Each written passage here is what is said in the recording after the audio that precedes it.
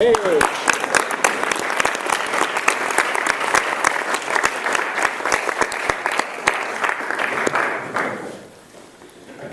I don't know how many years ago it was when I was in a conversation with Allan McMurray. I think soon after he had begun the kind of this leadership of Cap.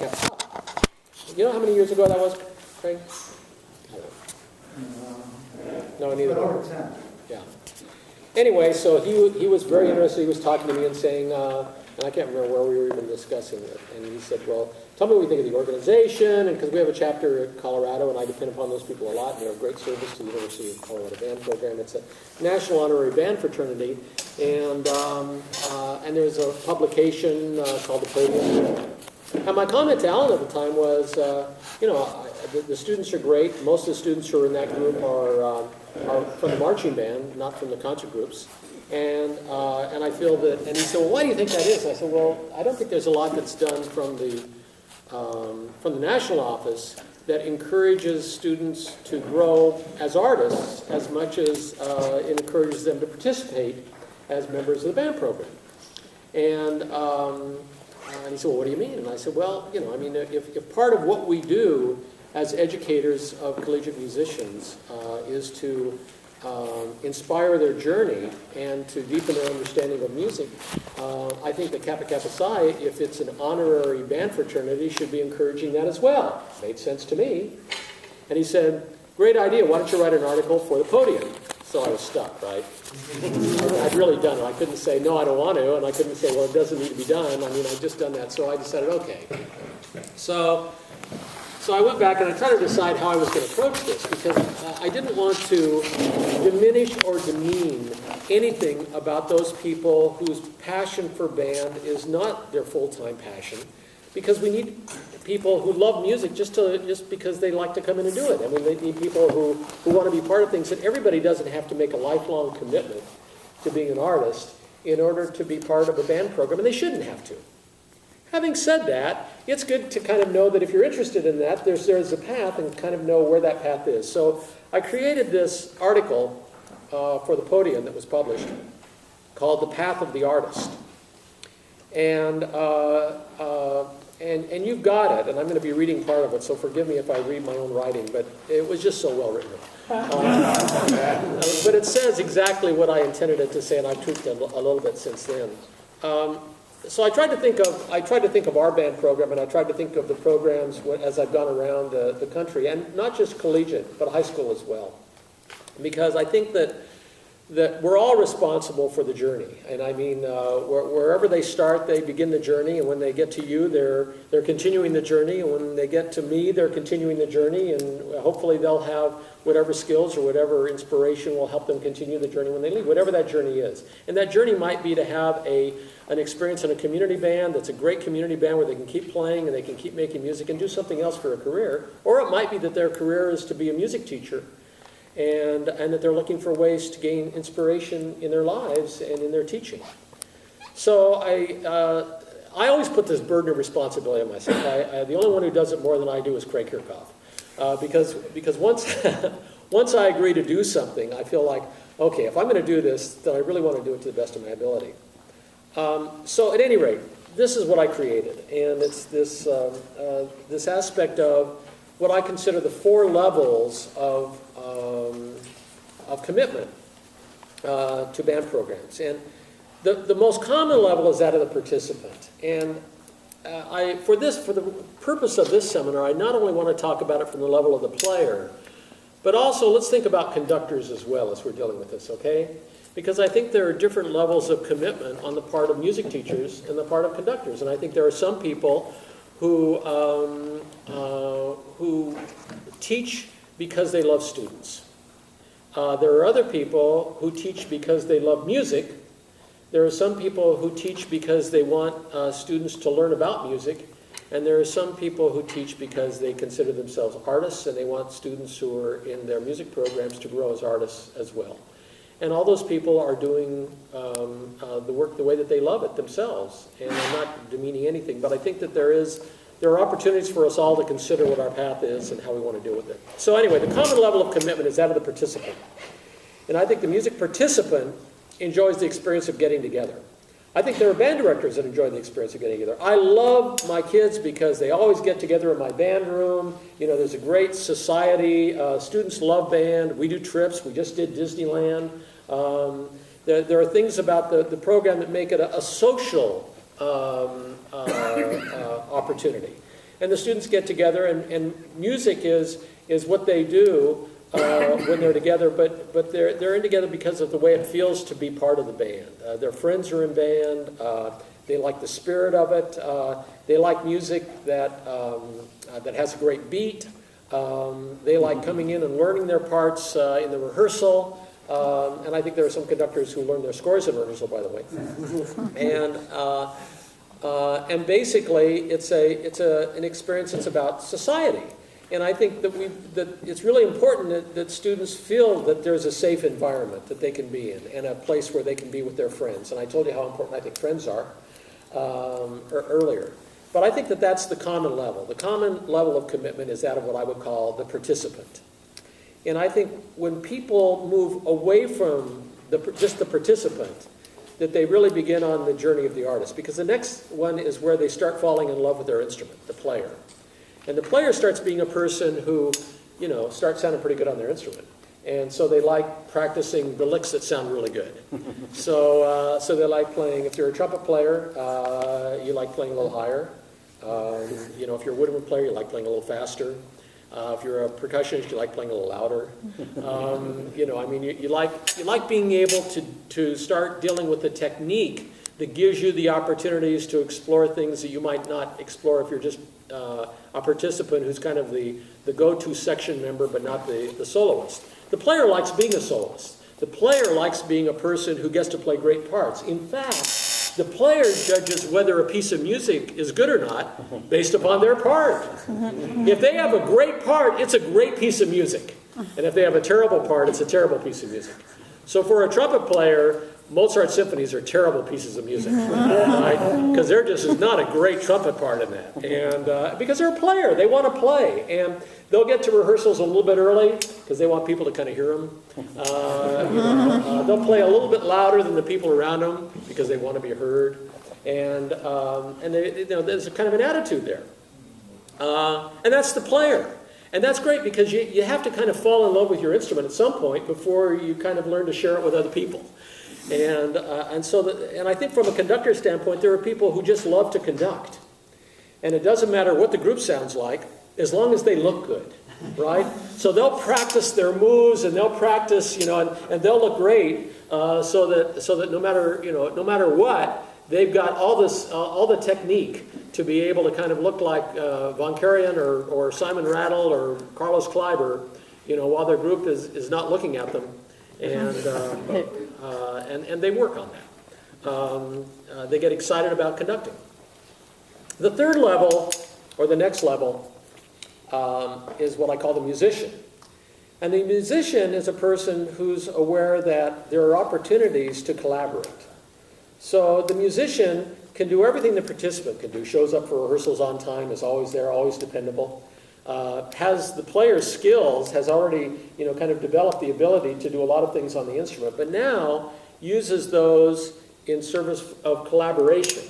So the musician's about listening, and this is very important, really important, because the musician's no longer about just playing. The musician's about listening to how their sounds interact with other sounds. We would love to have ensembles filled with musicians because they're listening for intonation, they're listening for blend, they're listening for balance, they're listening for articulation. They're aware of the people around them, and they're excited by the collaborative opportunity. And so they're not just evaluating a piece of music based upon their own part anymore. They're evaluating a piece of music based upon the collaborative opportunity. It could be exciting, and even if you're only playing a little bit, to know that that part's important, and that you're sharing it with other people. And if everybody plays well, and you feel that there's this great sense of exchange and collaboration, then you've done your job. A musician, because it's about listening to other people, shows up to a rehearsal with their part already prepared. Because they're not going to learn their part in the rehearsal like the participant. And unlike the player, they're not just interested in really the cool parts, they're interested in all the parts. So the musician comes to rehearsal to learn everybody else's part. And in that, the musician is a listening individual. And boy, I mean, chamber music opportunities. I mean, the musician's all over that. Anything that's about listening, that's about collaboration, that's about making your voice heard with other voices and being aware of the other voices is what the musician does.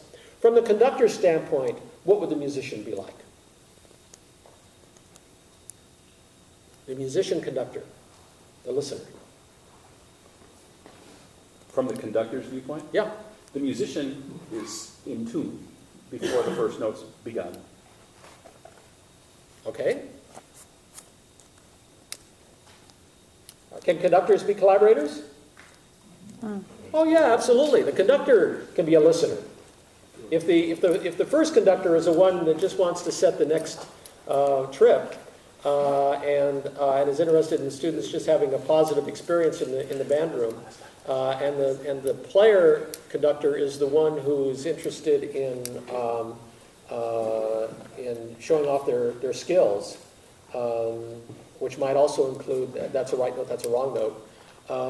Then the musician conductor is about coming in with their part mastered, but also to use that in service to other people, so that they can listen and collaborate with everybody else. So the musician conductor is listening. The musician conductor is hearing the ensemble. The musician conductor is encouraging collaboration among other people. And that's a really important aspect for us to go through, from that player to that musician, where we no longer become totally self-absorbed, to the point where we can start getting outside of ourselves. So the musician evaluates whether a piece of music is good or not by the sounds that are created by everyone, and enjoys listening as much as playing. The musician can sit in a rehearsal and enjoy it. I did the Wisconsin All-State Camp in June, because they do similar to what Minnesota does. They meet and then they get back together, later on and do the concert at their state convention, which is in October. I think it's in October. And they came to me at the beginning and they asked, I was doing Bach, My Jesus So With Anguish, and they asked me how I'd feel about having oboe parts written out for the percussionists, so that they'd have something to do. And I said, well, don't we have oboes? And they said, yeah. And I said, well, then the percussionists can listen. And there was kind of a, I don't know if that's a good idea. And so I said, well, let's stay in touch, okay, about how it's going.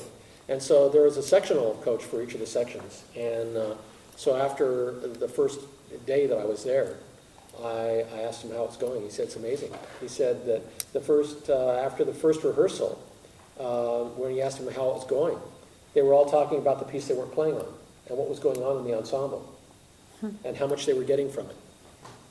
Now, I could have given them a part, and they could have missed that opportunity. But they were all ready to be listeners. And that helped in every way. And when I knew that, I really encouraged, later in rehearsal when I knew they were playing, I said, like you guys have been hearing in the Bach, I'd like for you to do that here, so that they could transfer that information from one thing to another. Take advantage of a listening individual and use those listening skills. But part of what we do as musicians is listen. We don't play all the time. And part of that is waiting for the journey to get to us. The person who's part of a 4-person 440 does not run the whole race, but feels an important part of it. And part of their job is to anticipate what's coming toward them and to give what they've just done off to somebody else, right? And that's what, basically, when we look at a piece of music and we see 8 bars silence and then we play and then there's 8 bars rest at all, that's not what the music's doing. That's what an individual may see. But the music has 8 bars of momentum coming towards them. And their job is to know what's going on there, to know what's happening, to be listening, to be aware of pitch, to be aware of dynamic, to be aware of style, to be aware of pace, and then to already be in the spirit of that music before it arrives, and to then take that, just like somebody handing off a baton to them, and then to take that on their journey and be aware of who they're handing it off to. Alex was mentioning that a knowledge of excerpts is part of what he expects from people who are auditioning for Minnesota, and that their knowledge by listening to recordings of that repertoire. I guarantee you, and you know this to be the case, that you can tell if somebody's just learned their excerpt or whether they've listened to the music and they know how that excerpt occurs in context. You can hear the difference. You can hear whether they know that they're handing it off to somebody else, or they know that they've just taken it from somebody else, or whether they know that they're playing with somebody else and they have to project a little bit more, or that they have to use it without vibrato there because they're matching it with clarinet as a flute player. All these things are revealed with that unaccompanied part, but you can know whether they're hearing the rest of the music or not by the way that they play. So the musician's about listening. But you know that's not enough, because there's a fourth level. And the fourth level is that of the artist. And the artist has all the skills of the player and the musician, but the artist is also a creator. Now you think, isn't the composer the creator? The artist comes to every rehearsal prepared and leaves with new goals. And those goals might be about bringing more expression or more imagination. The artist looks at a passage that says solo and thinks, how can I be the best musician I can be during this session? The artist is a collaborator with the other members of the ensemble, an approach to style that amplifies the intent of the piece. So the artist is trying to not only collaborate with the other people in the room, but is also collaborating with the conductor and also collaborating with the composer. When we think of what an artist is, as opposed to a craftsperson, what do you think the difference is?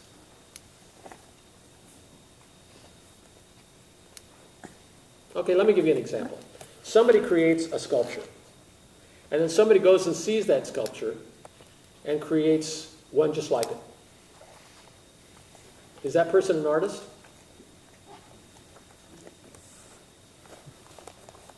Bud Byer says that imitation is the greatest form of flattery, but the lowest form of artistry.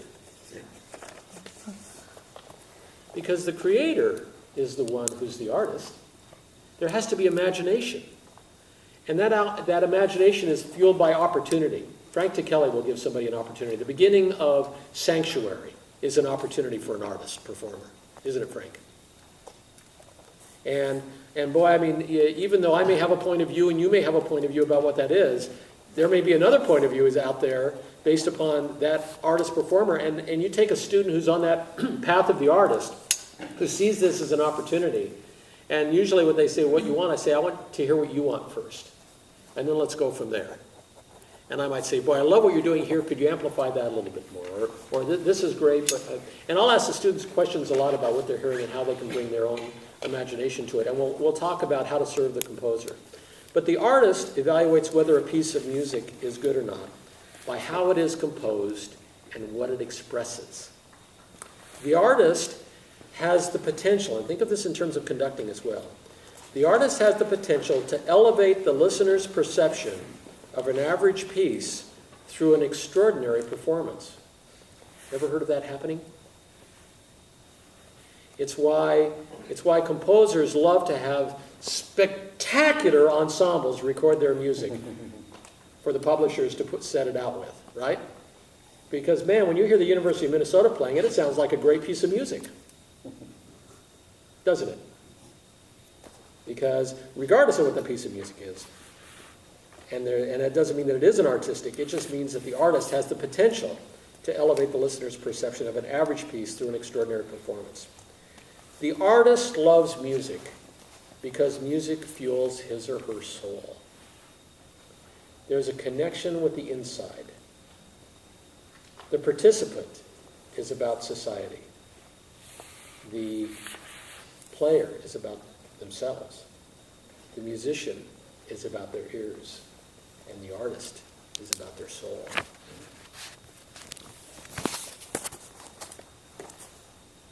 I want to invite you to take a look at something. Just turn this page over, and you will see. Who knows what this is? What is it? Okay, great. He is. Oh, G major. G major. Yeah. Yes, sorry. Okay, so this is a Bach unaccompanied cello suite, and I just picked this excerpt. This is something I do with incoming graduate students at the university, and it's either this excerpt, I'll pick other excerpts, but it's always a Bach cello suite because there's so many recordings of it.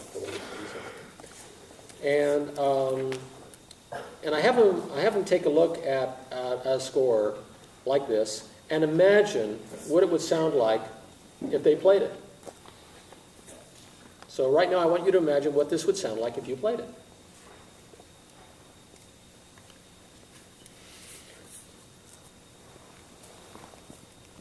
Assuming you can play cello really great.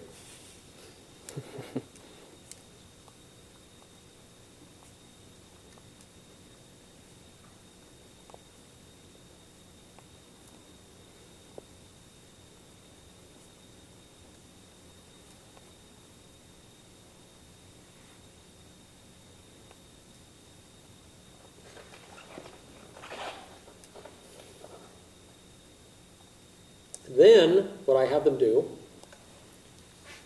is I have them, with this score, go and listen to at least 3, no more than 5, different recordings of different artists playing these suites. And I have them on separate pages mark down what that interpretation is for each artist. Not unlike what a jazz teacher does when they are having a jazz improviser transcribe somebody else's solo. It isn't that they want them to copy the solo, you just want to know what the possibilities are. And from that you learn vocabulary. And I call it vocabulary. It's learning some possibilities of artists and what some people do and where they exercise liberties. And then I have them come back and I have them report on everything that they did. And then I hand them a sheet like this, and I ask them now to write their own interpretation, which needs to be different than all the others. In other words, if Beethoven's symphony has been recorded 2,000 times, okay, and all those recordings are different, and you've studied all of them, and you've studied Beethoven's Fifth Symphony, and you were just contacted by the Minnesota Orchestra, and they said, you know, we'd like to honor you as an outstanding music teacher, and we'd like for you to conduct the orchestra at the state convention, and we'd like for you to do Beethoven's Fifth Symphony. Sounds cool, doesn't it? Depth, depth, depth. Okay, but you got time. You got time to study. The question is, what would your interpretation sound like? What would it be based on? Would you be confident in it? Would you have considered possibilities? Would you have imagination? Would you have creativity? Here's one recording of this. We'll just play the first one. Let's listen.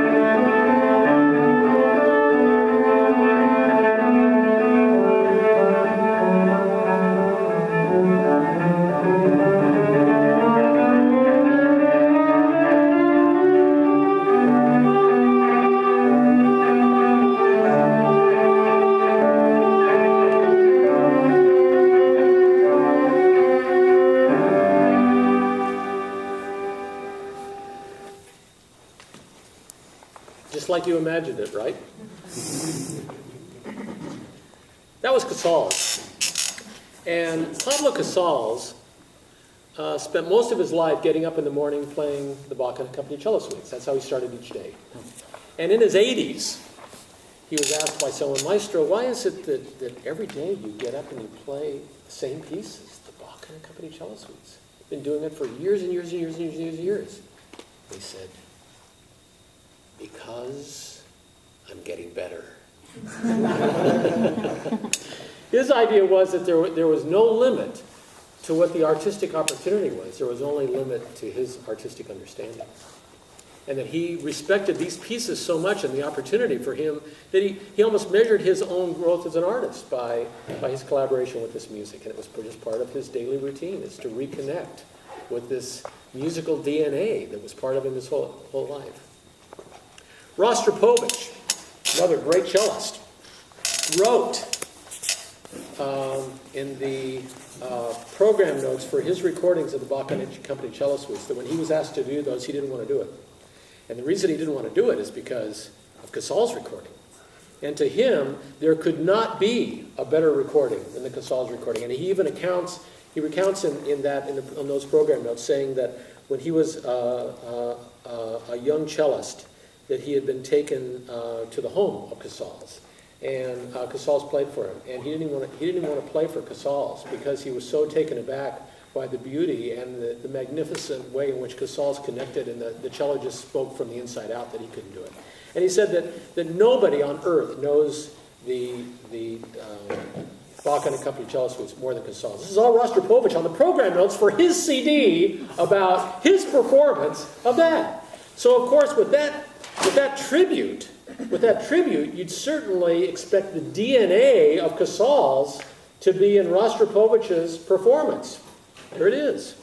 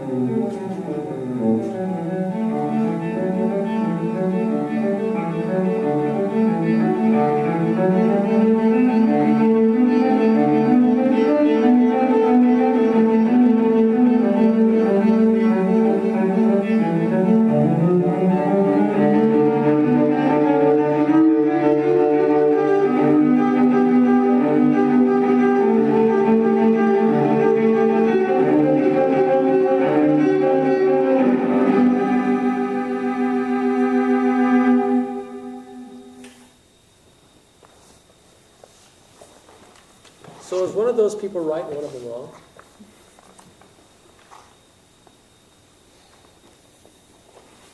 Is Rostropovich wrong to hear what he thinks is a definitive recording and play differently? The Fennell recording of the Holster Suite? Somewhere, the artist must be revealed, that there's an artist in there. And the connection with the music, the commitment to the music is what it's about. I can't remember who it was that said, but I quote this person who shall remain nameless all the time.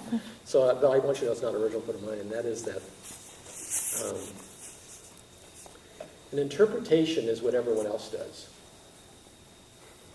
When I conduct it, that's the way it goes.